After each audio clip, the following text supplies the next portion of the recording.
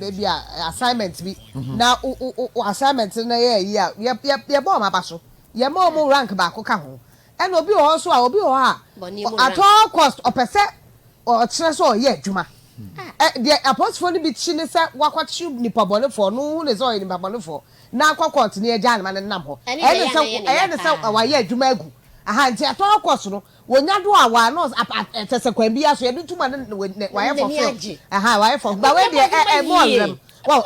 apostle ni bi so wo nyefe na ebi wo na nyefe na ye bi nsi na ma ebi wo nyefe entwanto so na nsem a wo mu hunu ye ade a na ni hu ye osema hu akoka to so na ho atero wo kire wonam wa na ka abaw wonam wa na wate ahe obekọ retirement me san ko for say am bom pai ma no so on retirement na wo mbre se de nipa ne bre ye wa abrabo na ya asemi ha adwen mame mfa ya mame number entuja adofo a mo hwen na mo tie bia na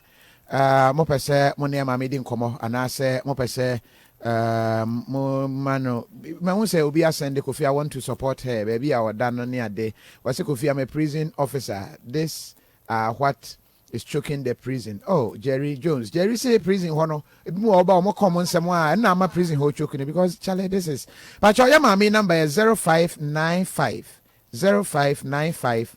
108923 0595 108923. Opesa oboa no kwan bia so momo eye adwuma ne din no ya mame ama forcing. Enti momo no din ebeba no ama forcing 0595 108923. Aduane no o ya de my am friend so kase nyame beye Kofi omo pesa what the number 2 just say ya or friend oh ma me nyame beye yeah support no in any small way bia you betumi bia but your prison what there's now send the messages no matepa Kofi justice for all na kosi sen former chief justice what the bibi by justice for all no cause prisons e friend etie nkofo nsem na wajai bi ni ade. Is it still there? You be home komo you want some serious and komo bia you be on the same angle. For example, my number be. The number you pin so we on Facebook you pin number no 0595 108923 na fe wetumi aboya mami me so sa no pa wutie na nkotodwe eye wo ya ohia impressor oil ene ne capsules pe bi na fa fufa nkotodwe no eso na emwa o ema ahoden ensan emra sasabro hawa obetumi afre wo 055 3134 ena iPhones ne Samsung ne Franco TV ne laptops ne bo no ayefo ne nyina no se Franco for access phone papa fie as I say yasan tete no bo so krade brana beje de bodura yen shops ne bia na friend 0246 422 338 na yemmoa ema wonsa enka phone na ne bo ewo form no ebi o say Kofi ani nti no mu rough no edu ba bia yes lo nsha nya akome no ya adwen ewe ni bi wo ho a prison warders now was sending me was Kofi come here the stories are plenty Mati beba because utie nipa no koduru na utie na sem no na wo hwe docket ni we na insurance so kotie bi wo Kumasi prison why ni we afon ya je was police ni say o man 400 cedis enya say ye de ne betum wa enya bi enti police ni me ye de ne amana real estate me say wo pass ase a wo nya payment terms na wetumi enya ba bi di utie ato a number wo be frɛ a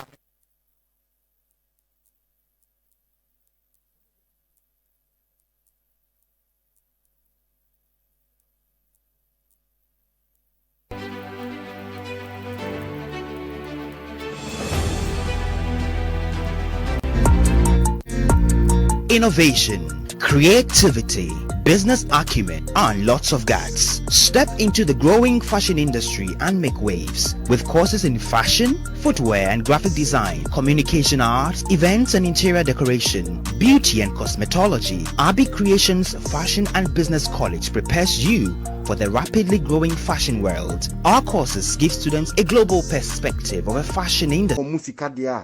Na se usi fie ma wo mo abani nyuma ni nyina wo ye na ye but abani discard be bo man ne se wono ye nto ka enta musika ma no ma no nkosi fie dia ya abani ye bia nya de be enye eno na sesia no ndc fo na wurewure mu ama sankrofo nse se kofo tam no sankrofo no ba wo no omo boa omo e ma omo tumi ba power nti nne no omo san ne omo no de even kromo na omo nkasa nyina kra na omo san afre omo a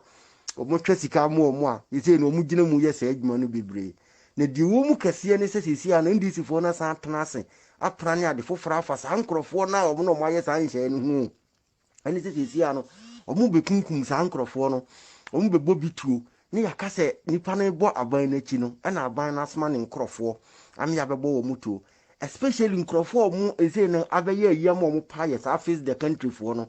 omo mu di animu no so omo anye keze careful unim bia sendema no ndisi fo akofa nkrofo bi cheze no omo betra se news nkrofo na beye yipa omo bekunkum wo mu ne yakase eya aban no so chase enti no sesia no aya ni break ade kese a aba omo animu sesia nani 3 days no mo kotena ase e prane sa ade no the NDC for the dinka nkrofo bi the petition coming ma American embassy no said ye be ya ye be kasa aban ni generals for ni media for no eni o man ni mu ye said ye be ya ye mpese o mo be kasa said ye be ya o man no mu no e be ye dede ni ade ade nti no e say wa wo be so se wo bobo aban na chi bia na NDC for na asan ma osika no o mo ba be kun ndeti ase unu bi journalist asande mano no mo na ninna ho se sia no ade NDC no nkrofo NDC for no asande aye de be aria afa wo mo ho no se de be ya ye be kasa aban no na empese obi be kasa no obi be ka de o ye nti no ene yakunkum wo mu especially the Canada Japan o mo be man nkrofo bi ni Canada Japan be ye dede emu ye be fam wo bobi no mutuo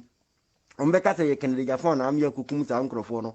nti se o mati nkrofo bi a ene ye sa adwuma na na ezi a o mo ba be ye but yans yate sa asem no nsese ye de be yetena so na ni 3 days no mo kotena ase ofu so mpofo so fo azoka ati edunkati ani mpayifo bia minim wo mudin na kotena ase hyehyɛ sa nhyehyɛ no asisi ana no na sisi a mo de beto wo manimu especially surface the country for no omunye very very careful NDC plane o ma plane for mo na wo akogi sika wo NDC ho no esi a wo nkwa eda asan mu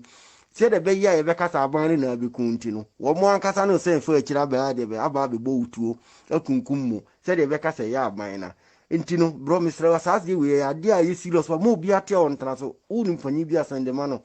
wo adamfo bi so generalist na no asande ma no munye very very careful the NDC aplan e wo man mu no we na me ehunu se nye ma kese esisi o man mu nyina no ye kasa ye wo mo ana se ya mpa nti bro sande ma obi a unim ni bia me da se in the minds of the NDC. Semutimi call communicators meeting. Namu koshe mu communicators challenge. Namu timi address mu internal weaknesses. Namu timi nka what mo challenges eye. Nasa mo challenge as a communication bureau and as a team no. Any say omai enyama boy den insecurity. And no mo challenge as a communication team. Then you can equally understand the way omo kan mo nsem. And I kwan akwaku fa so kan nsem. And I need to see omo party name, omo call radio so call TV so the way omo kan omo nsem. Because at such a retreat, no, one would expect say, and they also require purposeful and strategic communication. Now challenges they say insecurity and there challenges to your purposeful and strategic communication at Abraka. Not just nyom ko ye nyina ye mogo eni sika say how can nyina si mo na be incompetence. Straight away, I'm going to show you crying. Now, question won't cry. That's all. Near Buma Bemu, Tia Muntimi communicating, you know, Mointimi and Dream. The Amuko Dream only say, Ubia Kobo Bitu, Nuntina, Muntimisha Moon crying Casay. Nientia Amukasa, Modia di attempt, and Amukasetian Penifo, Muchan Kontompo, any propaganda, and only say, Obikobo Bitu, and then only say, say prices ekoso. In any case, if I compare prices, on my yen I will phone here, if I prices of item, na yen check it line, on no account, or we are no catch say, Saturday near man sell men fan Google says here nebisa the price of cement at the time I hear for if you are buying. Next check he say, but I mean yes, or see me this uncle. Let me come over and know you. What is he comparing? What you catch or say? Second by Rollins is here. Rollins so dia Odip on my penny. Odi on my penny. So why is he talking about Rollins when the man is even dead and gone? He was a president over 20-something years ago, and you are still referencing him. Check from 92. And today no come. Now we to politics. Abe Benjamin politics. Now what show say? Yeah, the can be. Na eti yɛnto yɛ ano na reka ne ntena o na ɔno nka deɛ ɔbɛyɛ dabi ɔman deɛ bi so pɛ so yɛ tete politics ana mekyɛ ne sɛ yɛnkɔ back pɛ sɛ yɛ compare no hu ne level no hu sɛ ne n'aban aba nyinaa no ɔmadi